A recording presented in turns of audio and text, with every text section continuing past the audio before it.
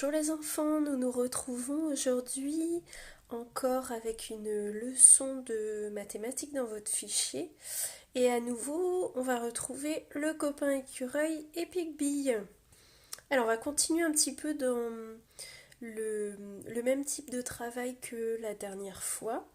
Vous voyez ici que l'écureuil, eh bien à nouveau, a un tas de noisettes ici qui n'est pas vraiment organisé, et il en apporte donc un autre nombre de noisettes ici sur son chariot. Alors on nous dit que l'écureuil compte 8 plus 6. 8. Alors l'écureuil pense qu'il y en a 8 ici. Je vous laisse un petit instant pour vérifier qu'il y a bien 8 noisettes de ce côté. 8 noisettes ici. Vous avez pu vérifier les enfants? Il y a bien donc 8 noisettes ici. 8 plus 6. Plus 6 qu'il apporte sur le chariot. Effectivement, on en voit une première ligne de 3 ici et une deuxième ligne de 3. 3 plus 3, il en apporte donc 6. 8 plus 6. Alors, je vous laisse réfléchir ici au calcul. 8 plus 6 est égal à...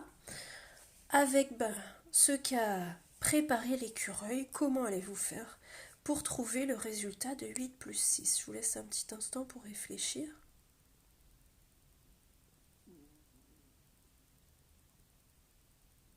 Bon, c'était facile de calculer 8 plus 6 comme l'écureuil. Pas forcément évident de s'y retrouver pour calculer ça, peut-être en comptant. Alors, on va aller voir du côté de Pigby ce que lui nous propose.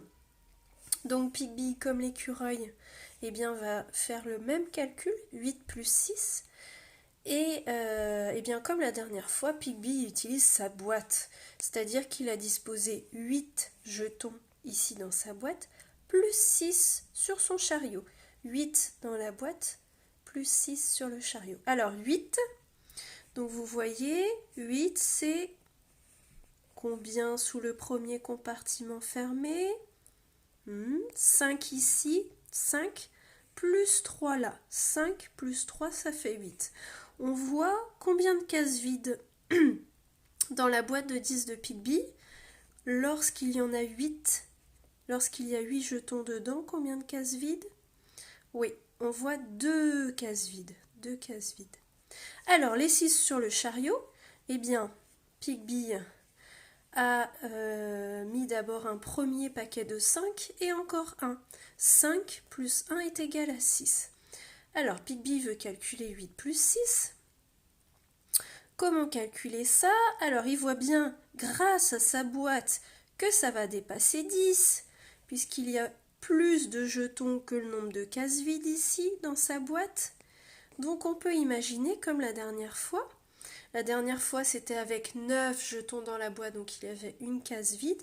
Et bien ici, pour les 2 cases vides, on imagine qu'on va prendre 2 jetons des 6 du chariot, 2 jetons, pour compléter la boîte ici.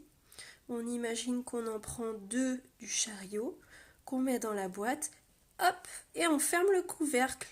Notre boîte de 10 est pleine. Donc il y en aura ici 10 dans la boîte fermée. Et ici, si on imagine qu'il y en a 2 que l'on a placés dans la boîte, il en restera combien sur le chariot? Et oui, il en restera 4. Alors 10 dans la boîte pleine de Pigby, plus 4, combien ça fait les enfants? 10 plus 4. Vous avez trouvé? Oui, ça fait 14. 10 plus 4.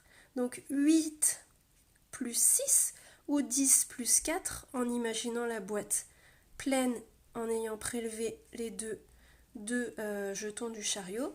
Donc ça fait bien 14. Vous allez pouvoir poursuivre les enfants donc avec l'exercice juste en dessous dans votre fichier. Ah, avant ça, j'avais prévu, excusez-moi, une petite démonstration avec les vrais jetons. Donc j'avais préparé 8 jetons dans la boîte de Pigby ici. Donc les 5 sous le couvercle fermé dans le premier compartiment, 5 ici et 3 là, donc 8. Et les 6 sur le chariot de Pigby. 5 et 1 ici qui font 6. Alors on peut vérifier donc en image avec les vrais jetons. On en place 2 ici du chariot. On ferme le couvercle, on a une boîte pleine de 10 et on envoie 4 sur le chariot. 10 plus 4 qui font 14. Alors je reviens donc à votre fichier. Donc comme je vous le disais, vous avez ensuite l'activité B sur le même principe que ce qu'on vient de voir, avec des calculs donc du type comme 8 plus 4 ici. Et comme l'exercice B de la fois précédente, vous avez aussi la boîte ici de Pigby, dessinée avec les cases jaunes, donc on voit la boîte ouverte ici, et le chariot. Eh bien, soit vous calculez dans la tête si c'est facile pour vous.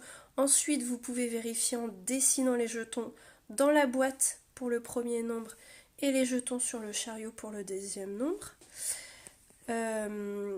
Ou inversement, puisque vous vous souvenez que on va en priorité mettre dans la boîte, ou imaginer dans la boîte de Pigby, eh bien, le plus grand nombre de jetons.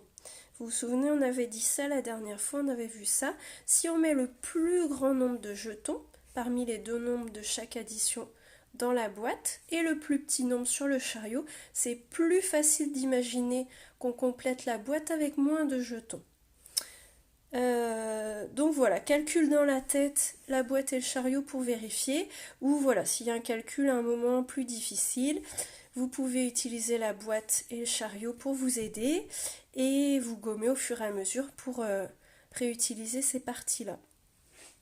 Voilà, bah écoutez, je vous souhaite une bonne continuation, bon courage pour l'exercice. Au revoir.